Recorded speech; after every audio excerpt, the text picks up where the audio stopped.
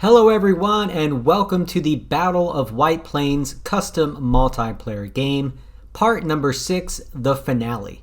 It's been a great battle up to this point, and let's just recap all that here real quick before we get into this final episode. And I'm just going to really quickly scroll through all the turns we've already played.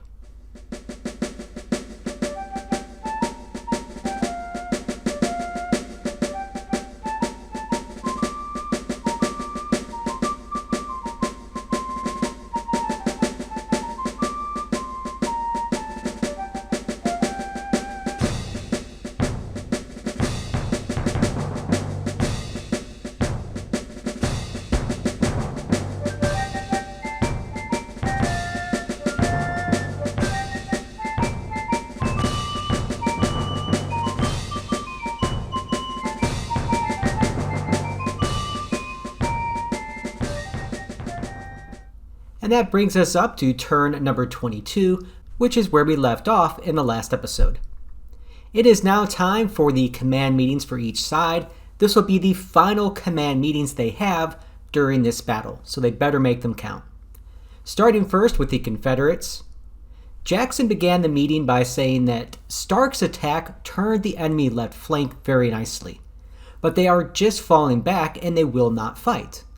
The sun is setting too quickly to exploit this situation. A.P. Hill ran into far more men than anticipated on our left flank when he attacked, and now our own left flank is in jeopardy of being turned. This will threaten the safety of both Midway and White Plains.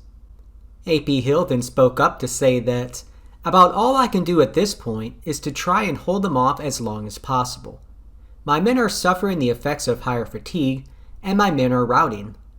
I will try and keep it together to prevent the Yankees from being able to enfilade fire upon Ewell and from taking Midway." Ewell said, "The Yankees have a mass of guns directly in my front and are hitting my lines very hard. I don't know if we can continue to hold Midway until nightfall." But then Jackson tried to rally everyone together. "The day is nearly over and we are close to victory. We will condense our lines and attempt to hold Midway until the end. Only if we find the enemy is simply overwhelming us will we retreat. Ewell will hold Midway at all costs. A.P. Hill will protect his left flank and fall back slowly to consolidate his lines. Stark's men will both protect Ewell's right flank and also reinforce A.P. Hill with a brigade." At this point in the battle, it really is just win or die trying for the Confederates. At the very least, this is going to be a very exciting finish to this game. The Confederates are not going to give an inch of ground here. They're going to make the Federals attack if they want Midway. But can they hold? That is the question. And I personally wonder if the Confederates are taking too big a risk here. The Federal firepower on Ewell will be extremely heavy, and I don't know if he can hold. Although the rebels are still less than 60% of the way to their loss limit, a few violent turns or just heavy artillery losses could change all of that very quickly. So they need to be aware of that as these last turns are playing out. Switching over to the Federal Command meeting now, and there was a lot of discussion on the Union side about whether to retreat and just quit this battle, or to keep fighting it out until the end. Some of the Federal commanders had honestly lost hope of ever being able to retake Midway. And just a quick bit of personal commentary, I didn't understand why the Federals didn't believe that they could take Midway at this point in the game. The objective is 2 hexes away from the Federal lines and is currently unoccupied by the Confederates. So when you look at what the Confederates were saying about how worried they were about being able to hold and all the concerns they had in contemplating retreat, and then I switch over to the Federal side and they're having the same conversations about can they win or should they even continue to fight. It's easy to see how difficult these games are to play and how the fog of war is really intense for both sides. And what I've learned watching all these games is no matter how bad you think you have it on your side, the enemy usually believes they have it worse. Ulysses S. Grant said something along the lines of, "There comes a point in every battle where both sides think they've lost. but he who continues to attack wins. And in this instance, I really felt like that was going to be the case, and the Federals needed to rally themselves around a leader. And that's what McDowell luckily did. General McDowell remained positive that with over 20 guns, just 2 to 3 hexes from Midway, and on higher ground, the Federal Army could surely blast their way to the objective point. And there were more guns coming. McDowell continued to stay positive. Our attacks will continue, and we will do all we can to take Midway before nightfall. McDowell rallied the troops, and he was determined to take that objective. Alright, here is my 2 cents about everything going on after these 2 command meetings. Zooming in on this central part of the map here. You can see the Federal divisions there, and really they have a lot of men within really 1 or 2 moves away from the objective in the center of the map there at Midway. And along just this small condensed part of the line, the Federals have the bulk of their forces. Note that Midway does still remain unoccupied by the Confederate forces. And if the Federals wished to take it, now would be the time. They need to move just 2 hexes. And if they take that objective, the Confederates would then be the ones to take the offensive to retake it. So the Federals not wishing to attack at this point really confuses me, and I don't understand why they just don't move forward and take the objective. It's there to be taken. The Federals have 53 guns along just this part of their line, and they're continuing to move even more guns to this area. Nearly all of the guns then will be within a 4-hex range of Midway once dusk arrives during the next hour, and they are all on higher ground than the Confederates opposite them. Over on the Confederate side now, you can see the Confederate divisions aligned there. The main bulk of their defensive effort is taking place right around the area of Midway. Here, the Confederates have just 13 guns available opposite the Union's 53 guns. And while the Rebel infantry does have higher quality, the question is, can they hold on against such a point-blank barrage of Federal artillery at such a close range? And I don't know the answer to that.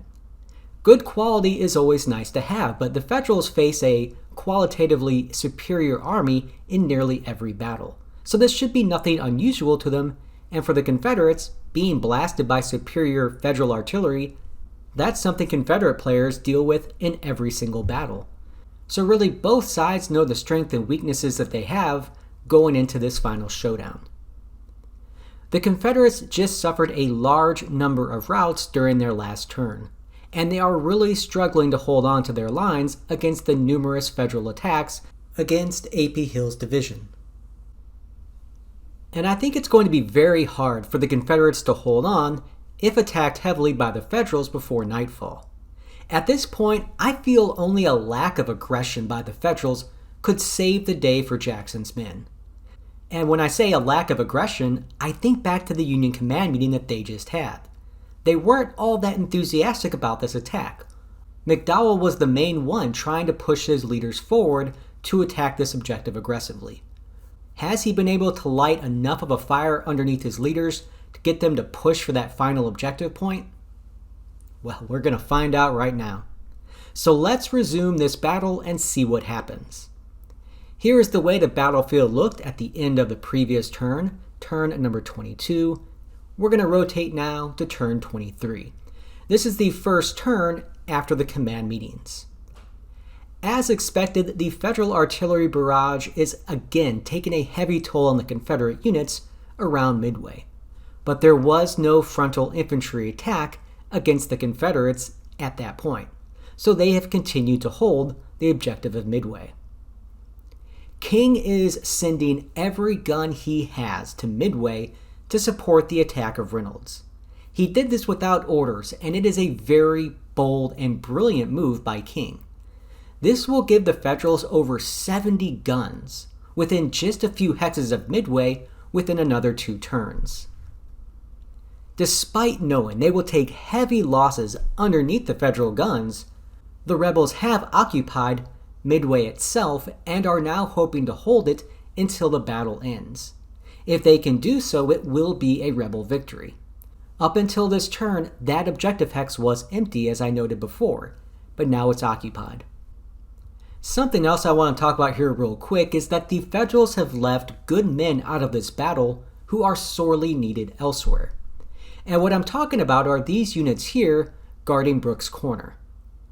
They are the two best Federal regiments on the field of battle, the 1st and 2nd U.S. sharpshooters with their breech-loading rifles. These two regiments were just briefly engaged fighting against some Confederate cavalry, which made a foolhardy charge against that objective point and have since retreated down to the south. Had the Federals moved these forces over to the east, about an hour ago, they would now be in position to contribute to the attack against Midway. The Federals could have easily sent back some high fatigue units to Brooks Corner to hold that objective point to free up the sharpshooters. Instead, the sharpshooters are essentially sitting out this battle. I just think this is a lost opportunity and a mistake.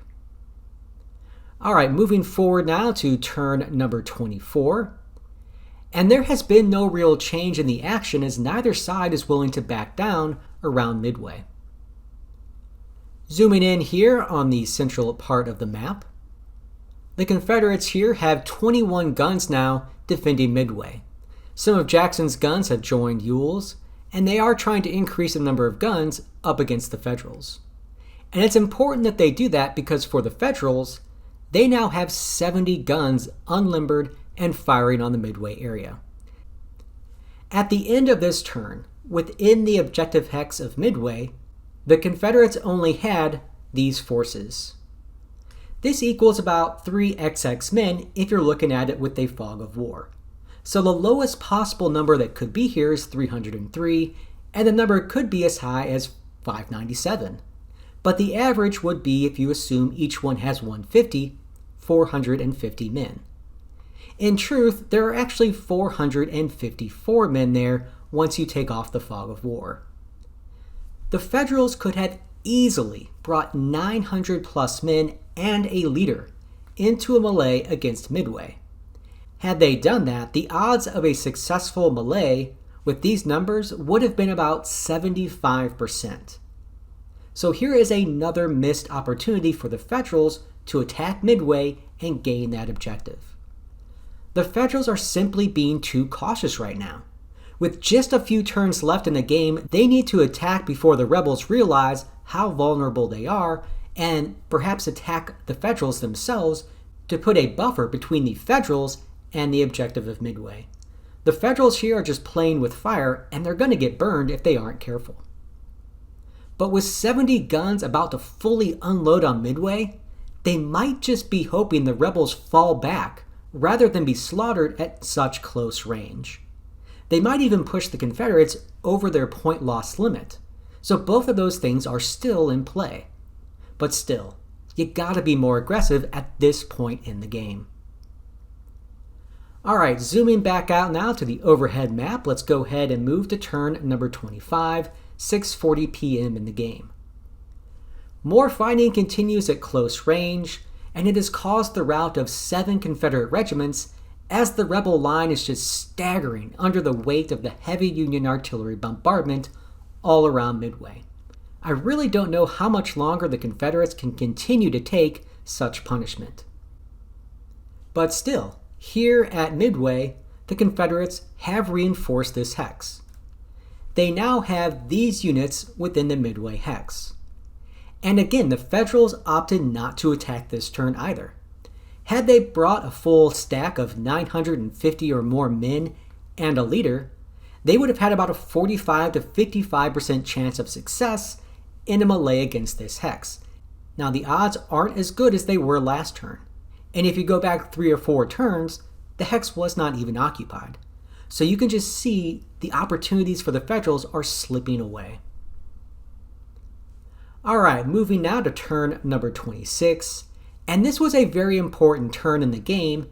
As I said, time is just running out for the Federals, and things continue to go against them. Zooming in here on the map itself around Midway, because really nothing else matters at this point, the Confederates moved in front of the Midway hex to block the Federals from a direct attack upon it. And this is a cold, calculated, smart move by the Confederates. This is gaming 101. Yes, they're going to take a whole lot of losses, but by moving in front of the hex, they prevent the Federals from launching a direct attack against the objective hex at Midway. The Confederates are also reinforcing the objective hex itself to try and keep as many men as possible in it to prevent it being taken in a melee.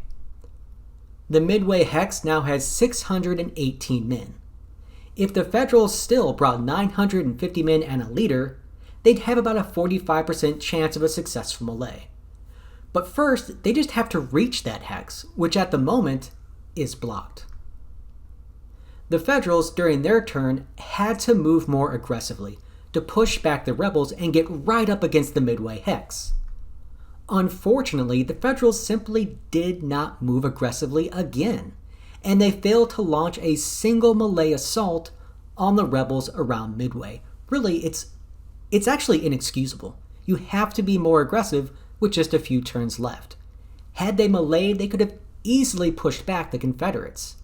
I mean, some of these units, such as this one here, this originally held one of the positions right against Midway.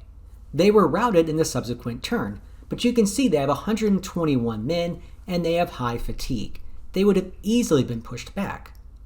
And this unit here, directly against the Federal lines, they only have 29 men. Why were they not meleeed?